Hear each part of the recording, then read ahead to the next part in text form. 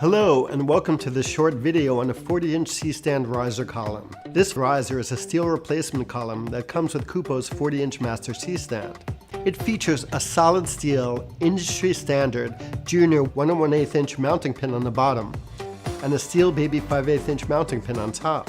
The column comes with aluminum brake castings and stainless steel helicoil inserts to protect the castings from the solid steel tension bolts. This 40-inch column weighs in at 10.4 pounds. Collapsed, it measures 46.8 inches. Extended, it measures 118.9 inches.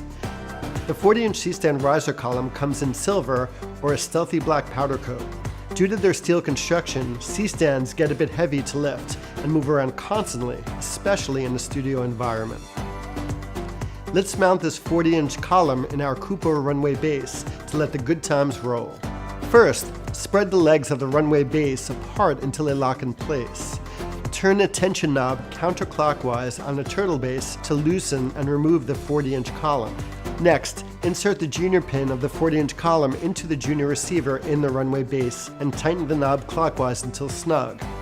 Mount the ARRI 1K on the baby pin and tighten the set screw until secure, and you are ready to roll. Now that's a wrap. Thanks for watching.